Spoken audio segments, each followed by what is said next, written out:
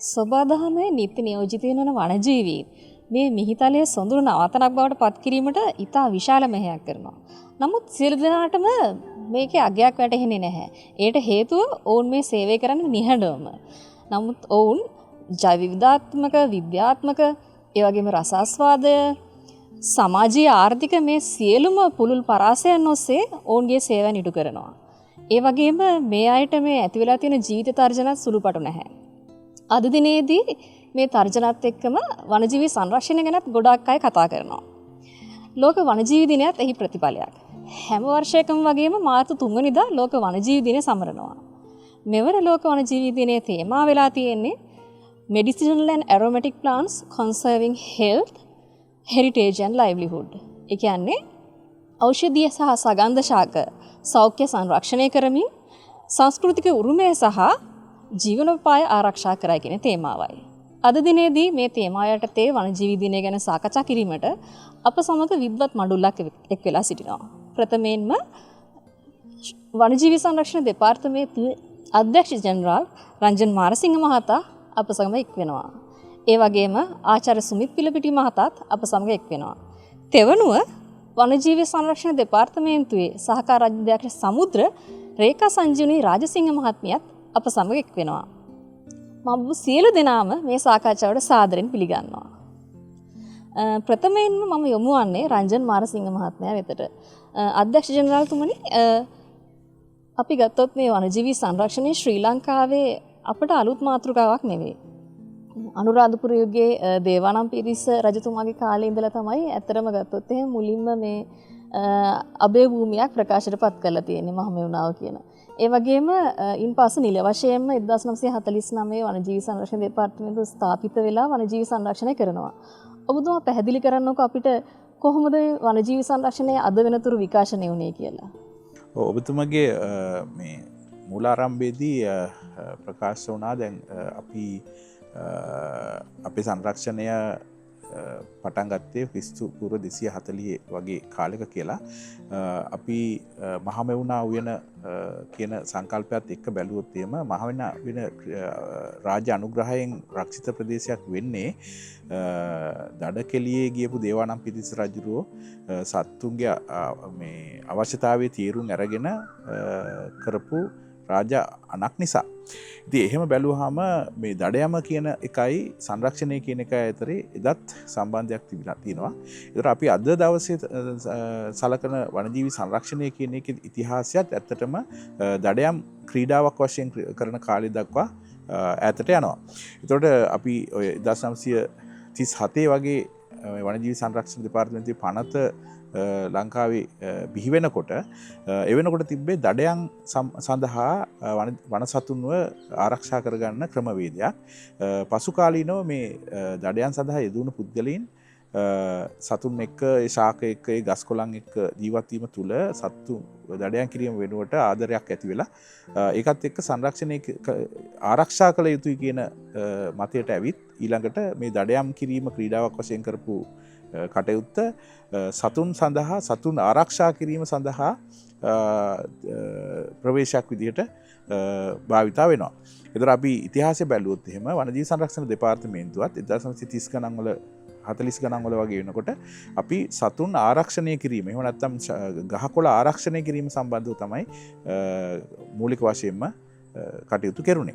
හැබැයි 1970 ගණන් විතර එනකොට ලෝකයේ මේ සංරක්ෂණය කියන විෂයට මේ ජෛව විවිධත්ව සංරක්ෂණය කියන එක සම්බන්ධ විශේෂ ශාස්ත්‍රය ඇතුළත් වෙනවා. ඒතර ඒකත් එක්ක අපි ජෛව පද්ධති එතකොට ඒ වගේම ශාක සහ සතුන්ගේ විවිධත්වය එහෙම නැත්නම් ජාන විවිධත්වය කියන තත්ත්ව ඒ මට්ටම් තුන සම්බන්ධයෙන් කතා බහක් ඇති වෙනවා. ඒතර ඒකත් එක්ක ජෛව විවිධත්වය සංරක්ෂණය කිරීම කියන එක විද්‍යාවක් විදිහට මේ සංරක්ෂණ විෂය ඇතුළට එනවා. ඒත් එක්කම අර අපි ආරක්ෂණය කියන කටයුත්ත වෙනුවට ඒ කියන්නේ සත්තු ඒ තියෙන ආකාරයෙන් ආරක්ෂා කිරීම වෙනුවට අපි සංරක්ෂණය කියන සංකල්පයට එනවා. ඒතර සංරක්ෂණයේ තියෙන වෙනස තමයි තිරසාර ලෙස මේ සම්පත් භාවිතා කිරීමත් සංරක්ෂණය කියන වචනය ඇතුලේ තියෙනවා.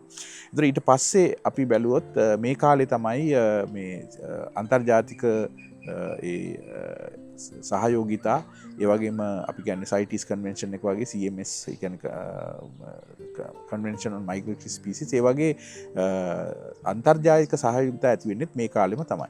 ඒතර ඒකත් එක්කම අන්තර්ජාතික වශයෙන් තියෙන බලපෑමුත් එක්ක ලංකාවෙත් සංරක්ෂණය කියන එකට ගෝලීය විදිහට හිතන්න වගේ තත්වයකට පත් වෙනවා. එතකොට අපි අද දවස වෙනකොට එතන තව ටිකක් ඉස්සරහට ගිහිල්ලා අපි මේ ජෛව විවිධත්ව සංරක්ෂණය කියන එකට තව මේ අපේ තියෙන පරිසර පද්ධති වල ඉන්න සේවාව කියන එක සම්බන්ධයෙන් අපි වැඩි අවධානයක් යොමු කරනවා. ඒතර අද දවසේ අපි සංරක්ෂණය කියන එක ඇතුලේ සතුන් ශාක සහ ඒ පරිසර පද්ධතීන් ආරක්ෂා කිරීමත් ඒ පරිසර පද්ධතීන් වල සේවාවල් මනා ලෙස පවත්වාගෙන යාම සම්බන්ධයෙන් අපිට මැදිහත් වෙන්න තියෙන පැති ඒ ප්‍රවේශයන් ක්‍රියාත්මක කිරීමත් අද දවසේ සංරක්ෂණය වෙනකොට අපි ඒ අපේ සංරක්ෂණ ක්‍රියාමාර්ග වලට එකතු කරගෙන තියෙනවා.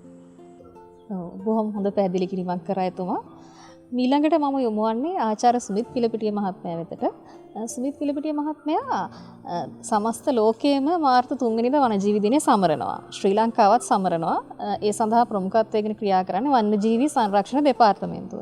එතරම් ගත්තොත් ශ්‍රී ලංකාවේ වනජීවි සංරක්ෂණය මේ වනසත්තා වෘක්ෂලතා ආරක්ෂක ආඥාපනත බලාත්මක කරන වනජීවි සංරක්ෂණ දෙපාර්තමේන්තුවට විතරක් පැවරෙන වගකීමක්ද නැත්නම් සමස්ත රටම මේ සඳහා දායක යුතුද? ඔබේ දැක්ම කුමක්ද මේ සම්බන්ධයෙන්? ඇත්තටම මූලික වගකීම තියෙන්නේ වනජීවි සංරක්ෂණ දෙපාර්තමේන්තුවට. හැබැයි වනජීවි සංරක්ෂණය කිරීම රටකට වැදගත් වෙන්නේ වනජීවි සංරක්ෂණ දෙපාර්තමේන්තුව විතරක් නෙමෙයි. මුළු රටේ ඉන්න හැම පුරවැසියටම මේක බලපානවා. ඒ නිසා මේකට රජයේ ආයතන වශයෙන් ගත්තොත් දැන් පරිසර වනජීවි සංරක්ෂණ දෙපාර්තමේන්තුව මූලිකත්වය ගත්තට තව පරිසර සම්බන්ධයෙන් වැඩ කරන ආයතන කීපයක් තියෙනවා. ඒ ආයතන මේකට දායකත්වයක් දක්වන්න ඕනේ. හොඟක් දුරට ඒ ආයතනත් සුළු වශයෙන් හරි මේ ක්ෂේත්‍රයට දායකත්වයක් දක්වනවා. හැබැයි ශ්‍රී ලංකා රජයේ ආයතන 100කට වැඩිය තියෙනවා මනුෂ්‍යයා ගැනගේ සංවර්ධනය ගැන සහ රටේ සංවර්ධනය ගැන දායකත්වය දක්වන ආයතන. දැන් ඒ ආයතන හුඟක් දුරට හිතන්නේ වනජීවි සංරක්ෂණය වනජීවි වෘක්ෂලතා සංරක්ෂණය වනජීවි දෙපාර්තමේන්තුව වගකීම ඒ කට්ටියන්ගේ වගකීමක් නෙමෙයි. ඒකට ඒ ආයතනවල වගකීම සංවර්ධනය. හැබැයි හුඟක් වැටහීමක් නැතුව තියෙන්නේ එතන. මොකද රටක සංවර්ධනය වෙන්න නම් පරිසර පද්ධති සේවාවන් තිබිය යුතුයි. ඒ සේවාවන් ලැබෙන්නේ පරිසර පද්ධති වලින්. ඒ සේවා උදාහරණයක් හැටියට ගත්තොත් පිරිසිදු ජලය, පිරිසිදු වාතය, සාරවත් පස, මේ ග්ලෝබල් වෝර්මින් නිසා උෂ්ණත්වය කළමනාකරණය කිරීම, ගෝලීය හරි රටක උෂ්ණත්වය කළමනාකරණය කිරීම වැනි දේවල්, මේ ආහාර සුරක්ෂිතතාවය, ඒ හැමදේම පරිසර පද්ධති සේවාවන් නිසා තමයි රටකට කරන්න පුළුවන් වෙන්නේ. දැන් පරිසර පද්ධති සේවාවන් වැඩියෙන් ලබා ගන්න එක තමයි රටක අරමුණ විය යුත්තේ. පරිසර පද්ධති සේවාවන් වැඩි වෙන්නේ ඒ පරිසර පද්ධතියේ ජෛව විවිධත්වය වැඩි වෙන්න සේවාවන් වැඩි වෙනවා. ඉතින් ජෛව විවිධත්වය සංරක්ෂණය කිරීම රටක සංවර්ධනයට ඉතාමත්ම වැදගත් දෙයක්. මොකද ජෛව විවිධත්වය සංරක්ෂණය කරොත් පමණයි පරිසර පද්ධති සේවාවන් වැඩියෙන් ලැබෙන්නේ. ඒ නිසා සාමාන්‍යයෙන් අපි හිතන විදියට සාමාන්‍ය ශ්‍රී ලංකාව රටක් හැටියට රජයක් හැටියට බලන විදියටත් අපි හිතන්නේ වනජීවී සහ පරිසර පද්ධති සහ ජෛව විවිධත්වය සංරක්ෂණය කිරීම වනජීවි සංරක්ෂණ දෙපාර්තමේන්තුව වගකීමක් පමණයි කියලා. ඇත්තෙන්ම මේක සංවර්ධන ක්ෂේත්‍රයේ අරමුණක් විය යුතුයි. සංවර්ධනය කරන්න පරිසර පද්ධති සේවාවන් ඕන නම්.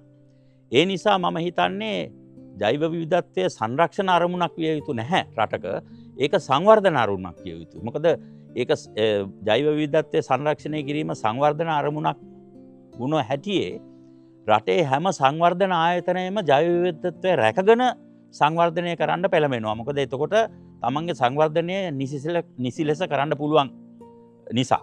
ඒ නිසා මං හිතන්නේ ඉතාමත්ම වැදගත් සංවර්ධන ආයතනයක් මේකට දායක වෙන්න. ඊට අමතරව රාජ්‍ය නොවන පරිසර සංවිධාන තියෙනවා. ඔය රාජ්‍ය නොවන පරිසර සංවිධාන ගොඩක් දුරට වනජීවි සංරක්ෂණය සහ පරිසර සංරක්ෂණය සඳහා කැප වෙලා වැඩ කරනවා. ඉතින් ඒක ඉතාමත්ම හොඳ දෙයක්. හැබැයි මම දකින අඩුපාඩුවක් හුඟක් වෙලාවට රාජ්‍ය නොවන පරිසර සංවිධානයි වනජීවි සංරක්ෂණ දෙපාර්තමේන්තුවයි පරිසර රජයේ තියෙන පරිසර අනිත් පරිසර ආයතනයි ගැටෙනවා. ප්‍රශ්න ඇති වෙනකොට, සංවර්ධන ප්‍රශ්න ඇති වෙනකොට. ඉතින් සංරක්ෂණය සඳහා වැඩ කරන ආයතන දෙකම රාජ්‍ය නොවන ආයතන සහ රජයේ ආයතන ගැටෙන්න පටන් ගත්තොත් අනිසි ලෙස සංවර්ධනය කරන ආයතන වලට ඉතාමත් හොඳ අවස්ථාවක් තියෙනවා තමන් කරන දේ කරගෙන යන්න. ඉතින් මම විශ්වාස කරන්නේ රාජ්‍ය නොවන පරිසර සහ සංරක්ෂණ ආයතන වලටත් වගකීමක් තියෙනවා වනජීවි දෙපාර්තමේන්තුවත් එක්ක එකතු වෙලා වනජීවි සහ වෘක්ෂලතා සහ ජෛව විවිධත්වය සංරක්ෂණය කිරීම සඳහා දායක වෙන්න. ඒ අතරම සංවර්ධනයට හැම පුරවැසියම ශ්‍රී ලංකාවේ ඉන්න හැම පුරවැසියම සංවර්ධනයට කැමති එක්කෙනෙක්. මං හිතන්නේ කවුරුත් සංවර්ධනයට අකමැති පුරවැසියෝ ඉන්නවා කියලා. ඉතින් එහෙමනම් සංරක්ෂණය කිරීමට පරිසර පද්ධති සේවාවන් සහ ජෛව විවිධත්ව සංරක්ෂණය වැදගත් නම් හැම පුරවැසියම දායක විය යුතුයි වනජීවි සංරක්ෂණය සහ මේ ජෛව විවිධත්වය සංරක්ෂණය කිරීම සඳහා. ඉතින් මම හිතන්නේ අපි හැම එක්කෙනාටම විශාල වගකීමක් තියෙනවා වනජීවි සහ වෘක්ෂලතා ආරක්ෂා කිරීම සහ සංරක්ෂණය කිරීම සහ ජෛව විවිධත්වය සංරක්ෂණය කිරීම. වැඩි වශයෙන් 2013 එක්සත් ජාතීන්ගේ සංවිධානය ලෝක වනජීවි දිනය දියත් කරේ මේකේ වැදගත්කම මහජනතාවට දැනුවත් කිරීම සඳහා, ලෝකයේ ඉන්න මහජනතාවට දැනුවත් කිරීම සඳහා. ඒ නිසා මම හිතනවා ඒක විශාල වැදගත් දෙයක්. ඉතින් අපිටත් මේක තව ඉදිරියට ගෙනිය යාමට හැකියවීම ගැන මම ඉතාමත්ම සතුටු වෙනවා. වනජීවි සංරක්ෂණය සඳහා මුළු මහත් සමාජයේම කොයි ආකාරයෙන් දායක විය යුත්තේ කියලා එතුමා පැහැදිලි කරා. ඊළඟට මම යොමු වන්නේ රේඛා සංජීවනී රාජසිංහ මහත්මියට.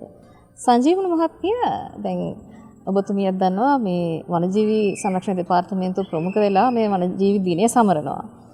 ඔබතුමිය පැහැදිලි කරන්නකෝ මේ වනජීවි දිනේ අරමුණ කොහොමද? ඔව් හේෂානේ අපි ඔබ සඳහන් කළ ආකාරයටම සෑම වර්ෂයකම මාර්තු මාසයේ 3 වෙනිදා තමයි මේ ලෝක වනජීවි දිනය සමරනු ලබන්නේ. අපි ඉස්සෙල්ලාම බලමු මේ ඉතිහාසයේ ලෝක වනජීවි දිනය ප්‍රකාශයට පත් වුණේ කොහොමද කියලා. 1973 වර්ෂයේ මාර්තු මාසයේ 3 වෙනිදා එක්සත් ජාතීන්ගේ සංවිධානය විසින් වනජීවීන් සුරක්ෂිත කිරීම සඳහා එහෙමත් නැත්නම් වනජීවීන්ගේ අන්තර්ජාතික වෙළඳාම යම්කිසි මට්ටමකට පාලනය කර සංරක්ෂණය වැඩි දියුණු කිරීම සඳහා ඉතාමත් සුවිශේෂී වූ සම්මුතියකට අත්සන් කරනවා. ඒ සම්මුතිය තමයි Convention on International Trade on Endangered Species of Wild Fauna and Flora කියලා කියන්නේ. එහෙමත් නැත්නම් අපි කියනවා CITES Convention කියලා. මේක අත්සන් කරේ 1973 මාර්තු මාසයේ 3 වෙනිදා. ඉතින් එක්සත් ජාතීන්ගේ සංවිධානය විසින්ම පසු කාලීනව මෙන්න මේ CITES සම්මුතිය අත්සන් කිරීම සනිටුහන් කරමින් එය සිහිපත් කිරීම සඳහා මාර්තු මාසයේ 3 වෙනිදා ලෝක වනජීවි දිනය විදිහට ප්‍රකාශයට පත් කරනවා. ඉන් අනතුරුව එළඹුණු වර්ෂයන් වල ලෝකවාසී ජනතාව විසින් මේ මාර්තු මාසයේ 3 වෙනිදා සෑම වර්ෂයකම ලෝක වනජීවි දිනය සමරනු ලබනවා. හැබැයි මේ ලෝක වනජීවි දිනය සමරන්නට එක්සත් ජාතීන්ගේ සංවිධානය විසින් තවත් වැදගත් කාර්යයක් ඉටු කරනවා. ඒ තමයි සෑම වර්ෂයකටම ඒගොල්ලෝ තේමාවක් ප්‍රකාශයට පත් කරනවා. ඒ තේමාව යටතේ තමයි ලෝකවාසී ජනතාව මේ ලෝක වනජීවි දිනය සමරන්නේ. ඉතින් 2026 වර්ෂයේත් ඒ වගේම එක්සත් ජාතීන්ගේ සංවිධානය විසින් විශේෂ තේමාවක් ප්‍රකාශයට පත් කරලා තියෙනවා. ඒ තේමාව තමයි මම සිංහලෙන් කිව්වොතින් ලෝකවාසී ජනතාවගේ ජීවනෝපායන්, ඒ වගේම ඔවුන්ගේ සංස්කෘතික උරුමයන්, ඒ වගේම ඔවුන්ගේ සෞඛ්‍ය තත්ත්වය සංරක්ෂණය කිරීම සඳහා, ආරක්ෂා කිරීම සඳහා සුවඳවත් සහ ඖෂධීය ශාක කියලා තමයි මේ තේමාව මේ 2026 වර්ෂයේ නම් කරලා තියෙන්නේ. ඉතින් මෙන්න මේ තේමාව අපිට ඇහෙනකොටම මට පැහැදිලි වෙනවා ඒ වගේම ඔබටත් පැහැදිලි වෙනවා ඇති මේ එක්සත් ජාතීන්ගේ සංවිධානය විසින් මේ 2026 වර්ෂයේ ලෝක වනජීවී දිනය සමරනකොට වැඩි වශයෙන් අවධානය යොමු කළ යුතු පැත්තක් ගැන සටහන් කරලා තියෙනවා. ඒ තමයි ශාක සංරක්ෂණය කියලා කියන්නේ. ඉතින් ශ්‍රී ලංකාව ගත්තොත් අපේ රට ඉතාමත් ජෛව විවිධත්වය අතින් පරිපූර්ණ ඒ වගේම පොහොසත් රටක්. මේ ජෛව විවිධත්වය ආරක්ෂා කර ගැනීම ශ්‍රී ලාංකික ජනතාව විදිහට මම ඇතුළුව අපි හැමෝගෙම එය ඉතාමත් වගකීමක් වෙනවා. ඉතින් අපේ රටේ ශ්‍රී ලංකාවේ වනජීවී සංරක්ෂණ දෙපාර්තමේන්තුවේ මූලිකම නීතිමය රාමුව වෙන්නේ වනසත්ව හා වෘක්ෂලතා ආරක්ෂණ ආඥා පනත. මේ වනසත්ව හා වෘක්ෂලතා ආරක්ෂණ ආඥා පනතේ 8 වන ලේඛනයේ ආරක්ෂිත ශාක ලයිස්තුවක් ලේඛනගත කරලා තියෙනවා. ඒ කියන්නේ ශ්‍රී ලංකාව රටක් විදිහට ඔවුන්ගේ නීතිමය රාමුවට අපේ නීතිමය රාමුවට ඇතුළත් කරලා තියෙනවා ශාක ආරක්ෂා කරගත යුතුයි කියන එක. ඉතින් මම අවසාන වශයෙන් කියන්නට කැමති මේ ලෝක වනජීවී දිනය මාර්තු මාස තවත් එක් උත්සවයක් පමණක් නොවිය යුතුයි. ඒ අපට මතක් කරලා දෙනවා මේ වනජීවීන් වගේම ඔවුන්ගේ වාසස්ථාන ඒ වගේම ශාක සංරක්ෂණය කිරීම ආරක්ෂා කිරීම මේ ලෝකවාසී ජනතාවගේ අනාගතය සහතික කරනවා අනාගතයත් සුරක්ෂිත කරනවා කියන සත්‍ය අපිට මතක් කරලා දෙනවා. වනජීවි දිනය ප්‍රකාශයට පත් කිරීම සහ එහි අරමුණු පිළිබඳව සංජීවනි මහත්මිය පැහැදිලි කිරීමක් කරා. නැවතත් මම යොමු වන්නේ රංජන් මානසිංහ මහත්මයා වෙතට. ඔබතුමා වර්තමානයේ වනජීවි සංරක්ෂණ දෙපාර්තමේන්තුවේ අධ්‍යක්ෂ ජෙනරාල්වරයා වශයෙන් කටයුතු කරනවා. ඇත්තරම එය ඉතාමත් බාරදූර වගකීමක්. ඒ වගේම මම හිතන්නේ මේ වනජීවි සංරක්ෂණයේ දීර්ඝකාලීන ප්‍රතිඵල නිසි ලෙස භුක්ති විඳීමට නම් නිසි සැලසුමක් යටතේ ඔබතුමා කටයුතු කළ යුතුයි. මම හිතන්නේ ඔබතුමා දැනටමත් ඒ සැලසුම් කරලා ඇති. අපිට ඒ ගැන පැහැදිලි කිරීමක් කරන්න. වනජීවි සංරක්ෂණය කිව්වම බොහොම සංකීර්ණ විශේෂ ක්ෂේත්‍රයක්.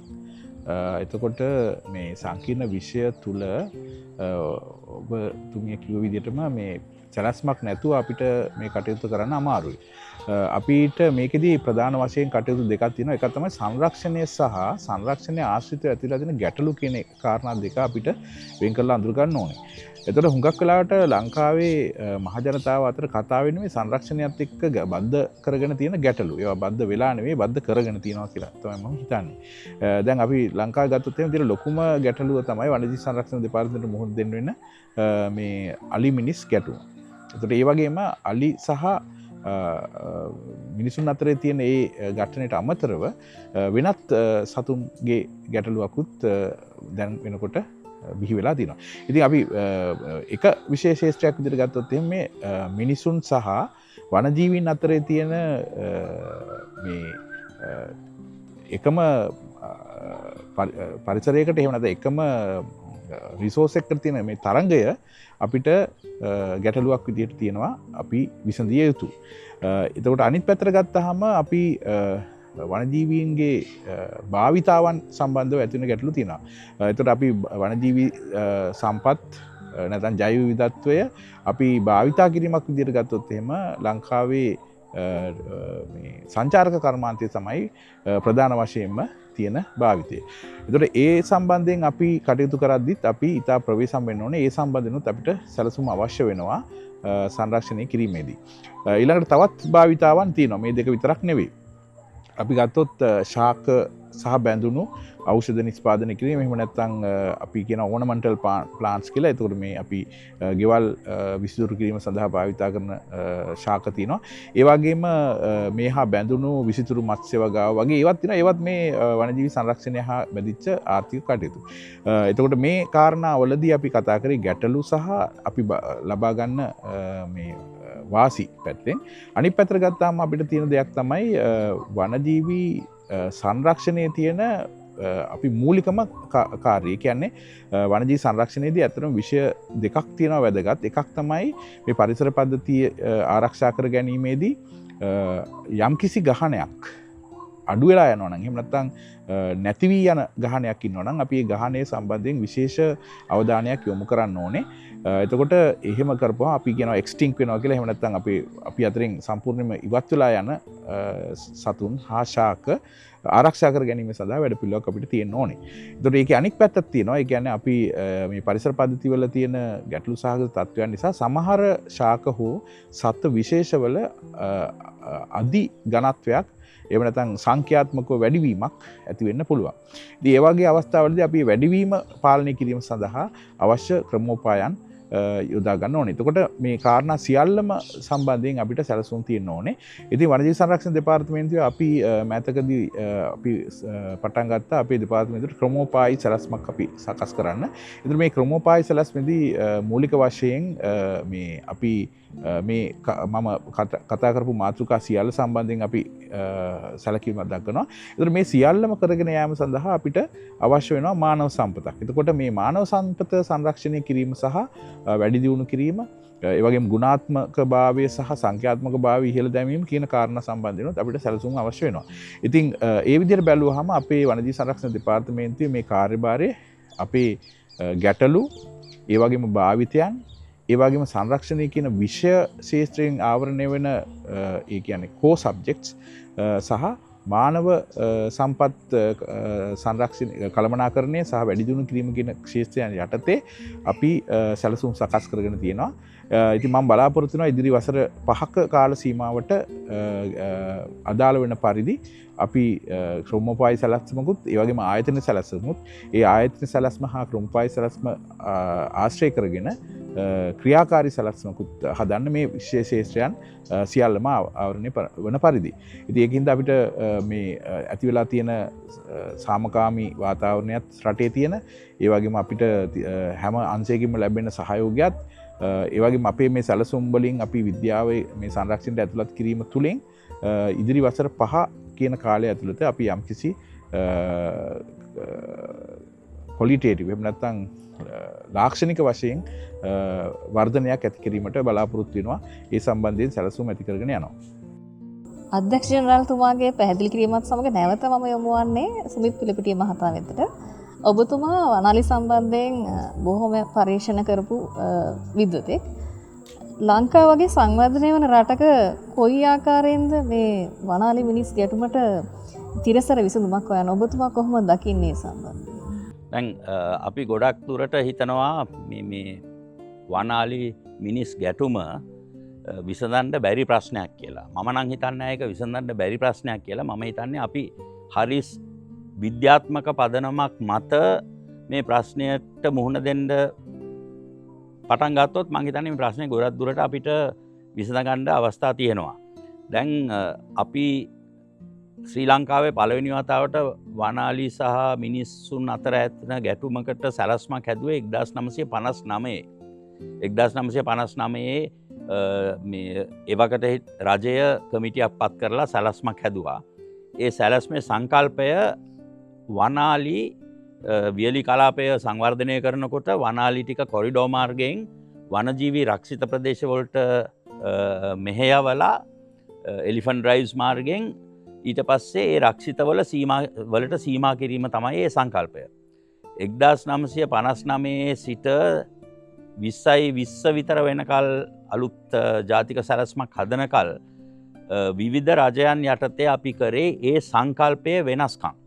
මොකද අලි ටික රක්ෂිත ප්‍රදේශවලට සීමා කිරීම තමයි සංකල්පය. ඉතින් ඒක සීමා කිරීම සඳහා වෙන වෙන ක්‍රියාමාර්ගවල අපි ගත්තා. අපි ගත්ත ක්‍රියාමාර්ග අවුරුදු 60කට 65කට පස්සේ මේක සාර්ථක නම් අලි රක්ෂිත ප්‍රදේශවලට සීමා විය යුතුයි. හැබැයි අද තත්ත්වය අපි බැලුවොත් අලි රක්ෂිත ප්‍රදේශවලින් පිට ශ්‍රී ලංකාවේ භූමි ප්‍රදේශයෙන් 44%ක රක්ෂිත ප්‍රදේශවලින් පිට භූමි ප්‍රදේශයේ 44%ක අලි මිනිසුයි එකට වාසය කරනවා. ඒ කියන්නේ අර අපි ඉස්සෙල්ලා භාවිතා කරපු සංකල්පයේ ප්‍රශ්නයක් තියෙනවා කියලා තමයි මම හිතන්නේ. මොකද අපි මේ සංකල්පය ඉදිරිපත් කරනකොට කැරින් කැපැසිටි නැත්නම් ඉසුරුම් ධාවිතාවය ගැන අපි දැනගෙන හිටියේ නැහැ. ඉතින් ඒ කාලේට ඒක හොඳ විසඳුමක්. මොකද ඒක ගැන දැනගෙන හිටියේ නැහැ. මොකද අපි අලි රක්ෂිත ප්‍රදේශයෙන් පිට ඉන්න අලි ටික රක්ෂිත ප්‍රදේශ වලට පන්නනකොට එතන අලි ඉසුරුම් ධාරිතාවයේ කැරින් කැපැසිටි එකට ලං වෙලා ඉන්නවා නම් වැඩියෙන් අලි දාන්න අමාරුයි. ඒ නිසා තමයි අලි ටික රක්ෂිත ප්‍රදේශ වලින් පිටට එන්නේ. ඉතින් 2020 දී අලුත් සැලැස්මක් අලි මිනිස් ගැටුම අවම කිරීම සඳහා අලුත් ජාතික සැලැස්මක් සෑදීම සඳහා ජනාධිපති කමිටියක් පත් කරලා තිබුණා. ඒකේ මමත් සමාජිකයෙක් හැටියට ක්‍රියා කරා.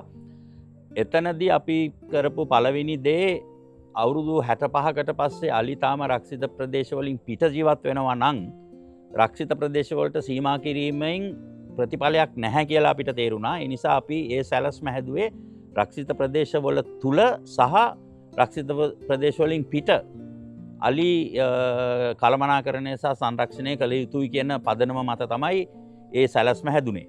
අනිත් එක අපි ගොඩක් දුරට හිතුවේ අපි මෙතෙක් කල් කරන්න හදලා තියෙන අලි මිනිස් ගැටුම අවම කරන්න හදලා ගත්ත ක්‍රියාකාරකම් වැඩි වශයෙන් මිනිස්සයාට සුදුසු වෙන ක්‍රියාකාරකම්.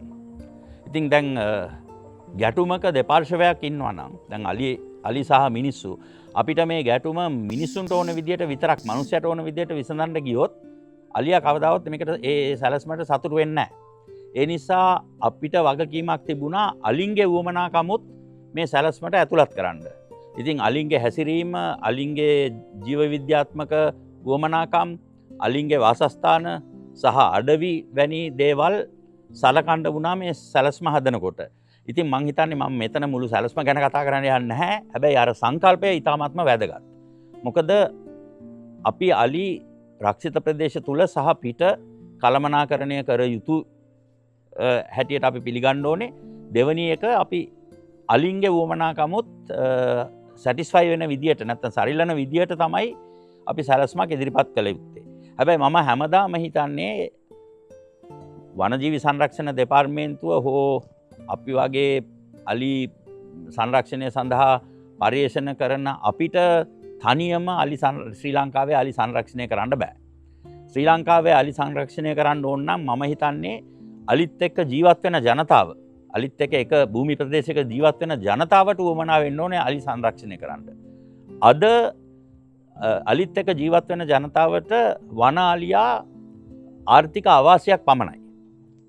වගා හානි කරනවා, ගෙවල් කඩනවා, මිනිසුන්ට තුවාල කරනවා, මිනිසු මරනවා. ඒ වගේ ඍණාත්මක ඒවා විතරයි ඒ අලිත් එක්ක ජීවත් වෙන ජනතාව දකින්නේ. ඉතින් අපිට තියෙන අභියෝගය අපි කොහොමද අලියා මේ ජනතාවට ආර්ථික වාසියක් කරන්නේ කියලා. මොකද මේ ජනතාවට අලියා ආර්ථික වාසියක් වුණ දවසට අලියා සංරක්ෂණය කරන්න අලිත් එක්ක ජීවත් වෙන ජනතාව පෙළඹෙනවා.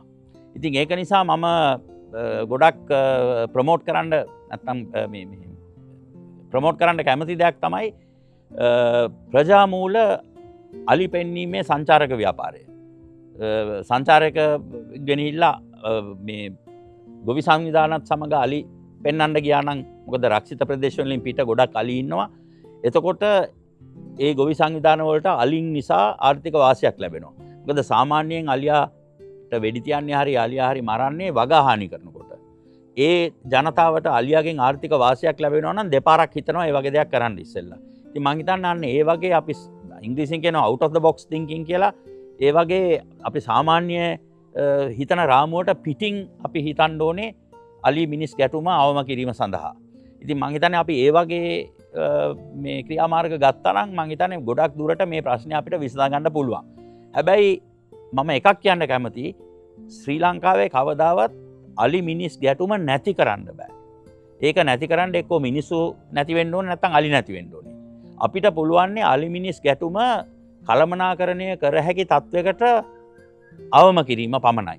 ඉතින් අපි ඒකත් මතක තියාගන්න ඕනේ ජනතාවත් ප්‍රායෝගිකව හිතන්න ඕනේ මේක සම්පූර්ණයෙන්ම නැති කරන්න බැරි ප්‍රශ්නයක්.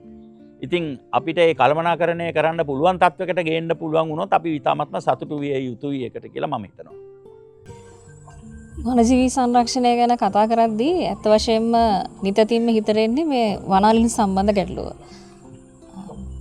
ඒ වගේම ගොඩබිම ඉන්න වනජීවීන් ගැන තමයි ගොඩක්ම අවධානය යොමු වෙන්නේ. නමුත් සමුද්‍රයේ ජීවත් වෙනවා වන සත්ත්ව වෘක්ෂලතා ආරක්ෂක ආඥා පනතින් ආරක්ෂිත ජීවීන්. රේඛා සංජීවනි මහත්මිය අතරම අපිට පහුගිය දිනවල අහන්න ලැබුණා මේ දීවර පිරිසක් මන්නාරම් ප්‍රදේශයේ මේ මුහුදුරෙක් දැලකට අහු වෙලා ඒගොල්ලන්ගේ දැල කපලා මුහුදුර නිදහස් කරා කියලා. ඉතින් ඒ ආකාරයෙන් ඕන එක කරන්නේ නැත්තේ යම් දැනුවත් කිරීමක් නිසා වෙන්න ඇති. කොයි ආකාරයෙන්ද වනජීවි සංරක්ෂණ දෙපාර්තමේන්තුව මේ සමුද්‍ර ජීවීන් ආරක්ෂා කිරීම ඒ වගේම සමුද්‍ර වනජීවි සංරක්ෂණය ගැන කොහොමද මේ කටයුතු සිද්ධ වෙන්නේ? ඔහේෂානි ඔබතුමිය ඉතාමත් වැදගත් කාරණයක් මතක් කළා කියලා මට හිතෙනවා සහ මම කතා කරන්න වැඩියෙන්ම කැමති ශේෂ්ත්‍රයක් තමයි සමුද්‍ර සංරක්ෂණය කියලා කියන්නේ. වනජීවි සංරක්ෂණ දෙපාර්තමේන්තුව විසින් සමුද්‍ර සංරක්ෂණය සඳහා නොයෙකුත් ක්‍රියාමාර්ග අරගෙන තියෙනවා. එයින් වැදගත්ම ක්‍රියාමාර්ගයක් තමයි සමුද්‍ර රක්ෂිත ප්‍රදේශ ප්‍රකාශයට පත් කිරීම. ඉතින් ඒ සඳහා ප්‍රතිපාදන වනසත්ව හා වෘක්ෂලතා ආරක්ෂණ ආඥා පනතෙන් සැලසී තිබෙනවා. සමුද්‍ර සංරක්ෂණය කරනකොට මේ අපි ප්‍රකාශයට පත් කරලා තියෙන සමුද්‍ර රක්ෂිත ප්‍රදේශවල සමහර සමුද්‍ර රක්ෂිත ප්‍රදේශවල සමුද්‍ර කොටස පමණක් තියෙනවා. ඒ වගේම සමහර රක්ෂිත ප්‍රදේශවල සමුද්‍ර කොටසකුත් ඒ වගේම භෞමික අභය භූමිය ඇතුළු කොටස් දෙකම තියෙනවා. ඉතින් අපි වනජීවි සංරක්ෂණ දෙපාර්තමේන්තුව කළමනාකරණ කටයුතු කරනකොට මේ රක්ෂිත ප්‍රදේශ දෙවර්ගයම සමුද්‍ර රක්ෂිත ප්‍රදේශ විදිහට සලකලා ඒ අදාළ කළමනාකරණ කටයුතු කරනවා. ඒ වගේම තවත් වැදගත් කාරණයක් තමයි වනසත්ව හා වෘක්ෂලතා ආරක්ෂණ ආඥා පනතෙන් ආරක්ෂිත ලයිස්තුගත කරලා තියෙනවා මේ සමුද්‍ර ජීවීන් බොහෝමයක් සමුද්‍ර ජීවීන් ආරක්ෂිත ලයිස්තුගත කරලා තියෙනවා. ඉතින් බොහෝමයක් කොරල් විශේෂ ඒ වගේම සමුද්‍ර ශීරපායන් බොහෝමයක් ජීවීන් ආරක්ෂිත ජීවීන් ලෙසට ලයිස්තුගත කරලා තියෙනවා. ඉතින් මේ වෙනකොට වනජීවී සංරක්ෂණ දෙපාර්තමේන්තුව සමුද්‍ර රක්ෂිත ප්‍රදේශ අපි 28ක් හඳුනාගෙන තියෙනවා. සමුද්‍ර කොටසකුත් සහ ඒ වගේම සමුද්‍ර කොටසට අමතරව භෞමික පරිසරයක් තියෙන. ඉතින් මේ ආකාරයට සමුද්‍ර සංරක්ෂණ කටයුතු කරනකොට අපගේ ශේෂ්ත්‍ර නිලධාරීන් ඒ වගේම අපිට වැදගත් වන අනෙකුත් පාර්ශවකාර ආයතන සමගම ඉතාම සහයෝගයෙන් කටයුතු කරනවා. ඒ කටයුතු කරනකොට අපිට වැදගත්ම වෙන පාර්ශවකාර ප්‍රජාවක් තමයි දීවර ප්‍රජාව කියලා කියන්නේ. ඉතින් මේ දීවර ප්‍රජාව සම්බන්ධයෙන් පහුගිය දිනවල අපිට ඉතාමත් වැදගත් තොරතුරක් ලැබුණා. ඒ තමයි අපේ වෙඩිතරතිව් ස්වභාව රක්ෂිතය ආශ්‍රිතව මුහුදු කලාපයේ මුහුදු ඌරා කියන දැඩි ආරක්ෂිත ජීවියා ජීවත් වෙනවා කියලා. ඉතින් එක් දවසක මේ දීවර පිරිසක් ඔවුන්ගේ දීවර කටයුතු වල නියැලමින් ඉන්නකොට ඒ මුහුදු ඌරා නැමැති සත්වයා ඔවුන්ගේ දැලට පැටලිලා තියෙනවා. ඉතින් මේ දීවරයෝ ඒ සතාව ඒ දැලෙන් ඒගොල්ලන්ගේ දැල කපලා ඒ කියන්නේ ඒගොල්ලන්ගේ ජීවනෝපාය ඒගොල්ලෝ කරගන්න ඒ ආම්පන්නය විනාශ කරලා ඒ සතාව බේරා ගැනීමට කටයුතු කරලා තිබුණා. ඇත්තටම එය අපි අගය කළ යුතු කාරණයක්. ඉතින් වනජීවි සංරක්ෂණ දෙපාර්තමේන්තුව වර්තමාන අධ්‍යක්ෂ ජෙනරාල්තුමාගේ මඟ පෙන්වීම යටතේ අපි ඒ දීවර ජනතාව දෙපාර්තමේන්තුව වෙත ගෙන්නවලා ඔවුන්ව ඇගයීමකට ලක් කරා. ඒ වගේම ඔවුන්ට මූල්‍යම ප්‍රතිපාදන ලබා දුන්නා. ඉතින් අපේ අධ්‍යක්ෂ ජෙනරාල්තුමා ඒ අවස්ථාවේ සඳහන් කළ ආකාරයට මෙය වනජීවි සංරක්ෂණ දෙපාර්තමේන්තුවේ ඉතිහාසගත ප්‍රථම අවස්ථාව තමයි මේ ආකාරයට දිරිදීමනාවක් වශයෙන් ඇගයීමක් වශයෙන් මහජනතාව වෙත අපේ ප්‍රතිපාදන වලින් වනජීවී සංරක්ෂණ අරමුදලේ ප්‍රතිපාදන වලින් මූල්‍යමය ත්‍යාග ලබා දුන්න ප්‍රථම අවස්ථාව. ඉතින් මේ ආකාරයෙන් මේ කටයුතු සිදු කරනකොට ඇත්තටම අපිට ගොඩාක් වටිනවා මේක මේ අවස්ථාව ඇත්තටම මට හිතෙන්නේ මේ වනජීවී සංරක්ෂණය සිදු කරනකොට අපගේ ශේෂ්ඨ නිලධාරීන් සිදු කරන කටයුතු වල ප්‍රගතියක් සනිටුහන් වන ඉතා වැදගත් අවස්ථාවක් කියලා. මොකද ඒ අවස්ථාවේ දීවර ජනතාව දෙපාර්තමේන්තුව වෙත පැමිණලා එක දීවර මහත්මයෙක් ප්‍රකාශ කළා. ඒගොල්ලෝ මේ සතාව දකිනකොට තමන්ගේ දැලේ පැටලිලා ඉන සතාව දකිනකොට ඒගොල්ලන්ට මතක් වුණාලු මේ වනජීවි නිලධාරී මහත්තුරු එක දවසක් එයාලට ඇවිල්ලා කියලා දුන්නලු මෙන්න මෙහෙම සතෙක් ජීවත් වෙනවා මොහොතේ. ඒ වගේම මේ සත්වයා මෙහෙම දැඩි ආරක්ෂිතයි. ඒ වගේම මෙයා වඳ වීමේ තර්ජනයට ලක් වෙලා තින්න ජීවියෙක්. ඒක නිසා මේ වගේ සත්තුන් තමන්ගේ දැනට අහුනාම නිදහස් කරන්න කටයුතු කරන්න කියලා ඒගොල්ලෝ අපේ වනජීවි නිලධාරීන් විසින් දැනුවත් කිරීමේ කටයුතු කරලා දෙනවා. ඉතින් අන්න ඒ දැනුවත් කිරීම මත තමයි මේ දීවන මහත්තුරුන් මේ වගේ කාර්යයක් කරලා තියෙන්නේ. ඉතින් මම හිතනවා මේක වනජීවි සංරක්ෂණයේ අපේ නිලධාරීන් විසින් ඉතාම කැපවීමෙන් කරන සංරක්ෂණ කටයුතු වල ප්‍රගතිය සනිටුහන් වන වැදගත් අවස්ථාවක්. වනජීවි සංරක්ෂණ දෙපාර්තමේන්තුව මගින් සිදු කරන සමුද්‍ර ජීවි සංරක්ෂණය පිළිබඳව සංජීවනි මහත්මිය බොහොම හොඳ පැහැදිලි කිරීමක් කරා. මම විශ්වාස කරනවා අද දිනේදී බොහොමත්ම ප්‍රයෝජනවත් සාකච්ඡාවක් ඔබ වෙතට දිගහැරෙන්නට ඇති බව. මම මේ අවස්ථාවක් කරගන්නවා අද දිනේදී මේ සාකච්ඡාව බොහොම ප්‍රයෝජනවත් ඒ වගේම බොහොම වැදගත් සාකච්ඡාවක් කිරීමට අප සමග එක්ක විද්වත් මඩුල්ලට මගේ ස්තුතිය පුද කිරීමට. ඇත්තටම ඔබ සියලු දෙනාටම බොහොම ස්තුතියි මේ සාකච්ඡාවට සහභාගී වුණාට. වනජීවි සංරක්ෂණය කියන්නේ ඊටාම් පුළුල් මාතෘකාවක්. මම ගොඩක් සතුටු වෙනවා ඔබ සියලු දෙනාම මේ සම්බන්ධයෙන් දැනුවත් කිරීම සම්බන්ධව. නැවතත් මෙවැනි වැදගත් හරවත් මාතෘකාවක් සමගින් ඔබ හමු වන තුරු ඔබ සියලු දෙනාටම සුබ දවසක්.